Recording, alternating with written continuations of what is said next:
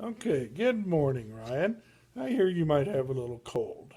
So, because of that, I thought it'd be a good idea today if we read another book. This book is called Scuffy the Tugboat. And this is an old book that your Grammy bought years and years ago. And this one belongs to Kim. Okay, Scuffy the Tugboat and his adventures down the river. Are you ready?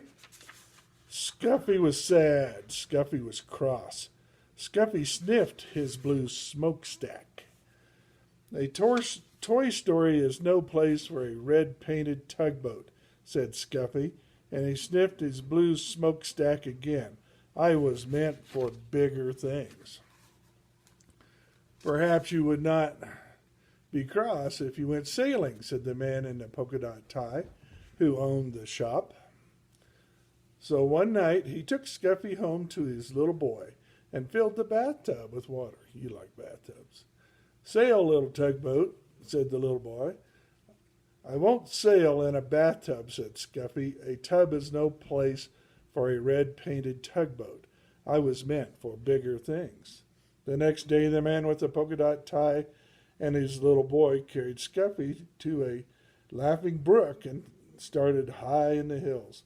Sail, little tugboat, said the man with the polka dot tie. See, trying to sail.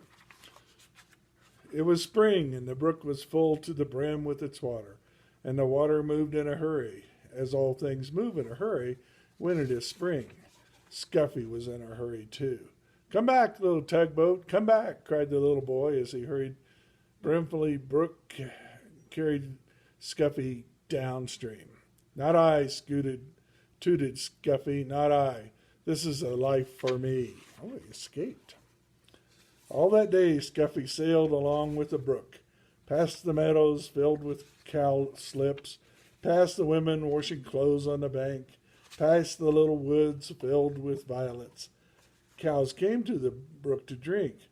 They stood in the cool water, and it was fun to sail around between the legs and bumping soft into their noses. It was fun to see them drink.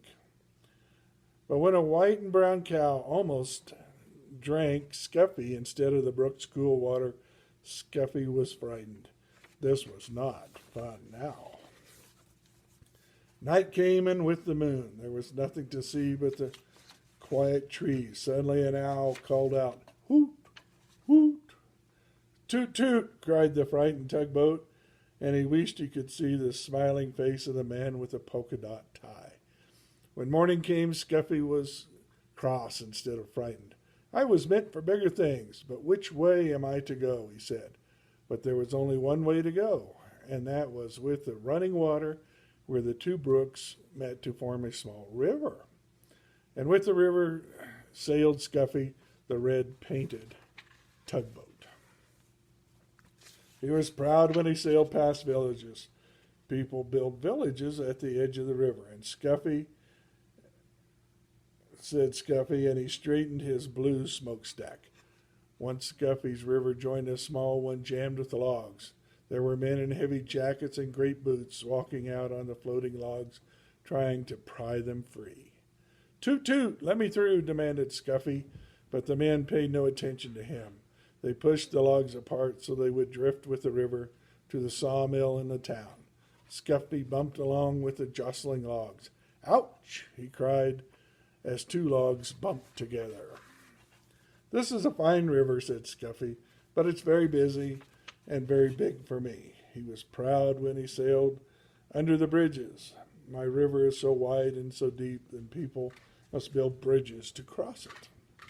The river moved through big towns now instead of villages, and the bridges over it were wide enough so that many cars and trucks and streetcars could cross all at once.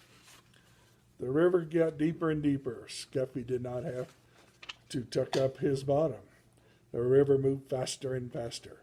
"I feel like a train instead of a tugboat," said Scuffy as he was hurtled along. He was proud when he passed the old sawmill with its water wheel.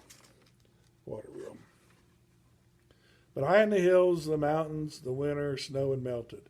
Water filled the brooks and rushed from 3 into 2 small rivers. Faster and faster it flowed to the great river where Scuffy sailed. There was too much water in the river, said Scuffy, as he pitched and tossed on the waves. Soon it will splash over the top, and what a flood there will be. Soon great armies of men came to save the fields and towns from the rushing water.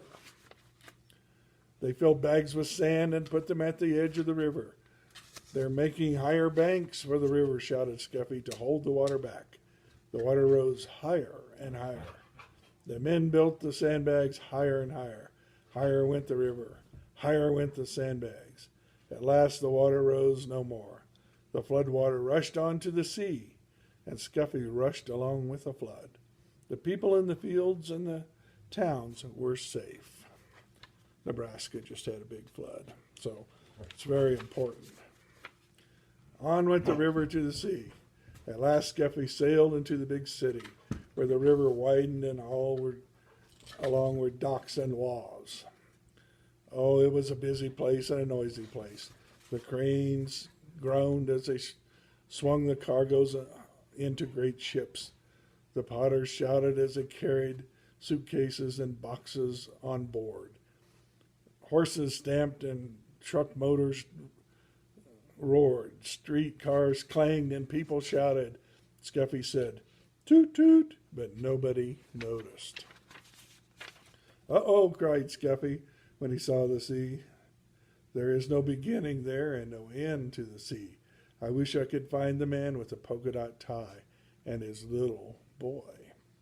Just as the red painted tugboat sailed past the last piece of land, a hand reached out and picked him up, and there was the man with the polka dot tie and his little boy beside him. Scuffy is home now with the man with the polka dot tie and his little boy. He sails from one end of the bathtub to the other.